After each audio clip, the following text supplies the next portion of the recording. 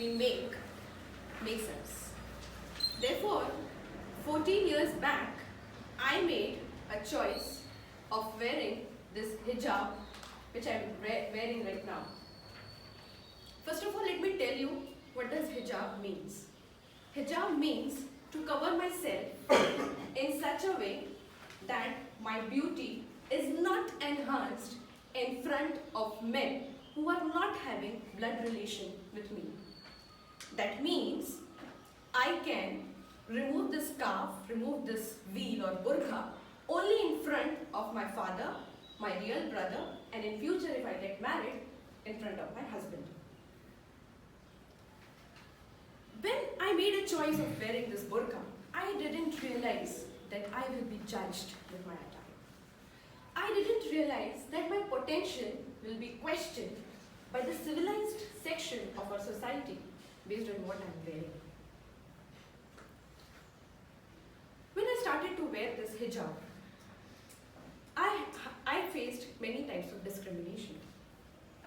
I very well know this fact that the audience sitting here is unaware of the fact that why a similar section of society who look like them cover themselves in such a way.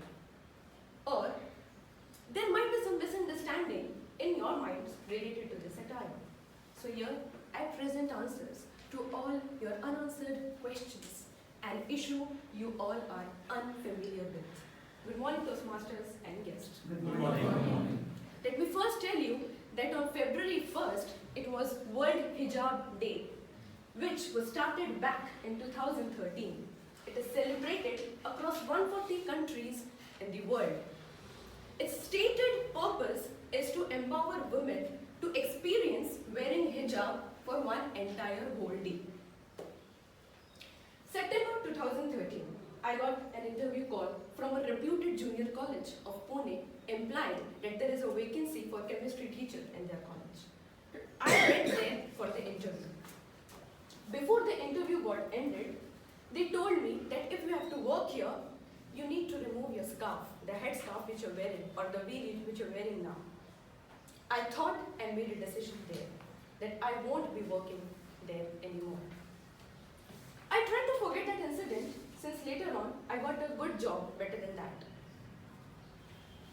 Same month with a different year, September 2017, I went to conduct a demo session in various international schools to take up a job as a chemistry lecturer.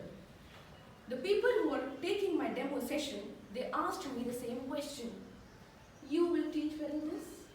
I politely said, yes, I have taught before. I mean, educated people with huge degrees think that people who cover themselves like this cover their minds too. But let me ask them one thing. How does their intelligence allow them to think like this? Moreover, it's a misunderstanding with some people that it's only the religion Islam that is ordering or commanding women to cover themselves. Well, I did a detailed research for this. Angela Decker is a Christian and she is a member of the head covering movement in Toronto, Canada. She has researched Bible and says that there are many verses in the Holy Bible which are saying that women should cover their head. She says that it amazes me that we Christians follow so many commandments of God written in the Bible, but we just neglect the head covering commandment. Coming to Judaism, you won't believe that one sect in Judaism covers their body entirely. Why? Because in their scriptures it is written that her beauty should be seen only by her husband. Maya Resnikov is a Jewish educationist and a blogger. She mainly focuses on the fact that how Judaism stresses upon head covering things in their scriptures. I did conclude after my research that each and every woman in the past followed the concept of hijab, irrespective of the caste and creed. Moreover, there is one more misunderstanding with people that Islam oppresses women with the concept of hijab. Let me ask you, what is oppression? Oppression is taking away someone's power, snatching away someone's power. And what is hijab doing? Hijab is basically privatizing a woman's sexuality. By privatizing a woman's sexuality, are we really oppressing her? What does your logic say? If you notice, it is mentioned in Quran that say to the believing men, cast down their eyes and guard their private parts by being chaste, and it is good for them and better for them. If you notice, it is mentioned menier. So it's a misunderstanding that Quran is commanding only women to observe hijab. It is both for men as well as women. Then later on it is mentioned in Quran that even women should observe hijab and modesty and cover themselves. Coming towards the last and the very important point, my perspective of hijab. To be very frank, no one ever forced me to wear this hijab, to take this veil and cover myself. It's my own choice. It's not just about covering your face or covering your body.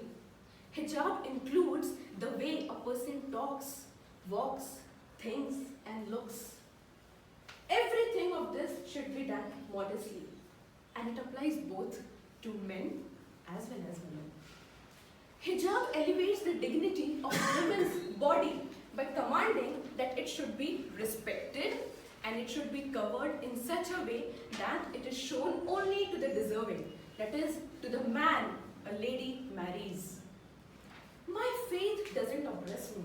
I'll tell you, there are many Muslim women around the globe who are not following this concept of hijab, and it is their interpretation of faith. My faith gave me the right to choose 1400 years before the Universal Declaration of Human Rights told me I could. Practicing hijab and following hijab gives me a chance to think that yes, I can make a decision for myself. Lastly, my value as a woman is not measured by the size of my waist or the number of men who like me. It is measured on a scale of righteousness and the purpose of my life. And hence it is far beyond than what the fashion magazines say today. Over to the first question.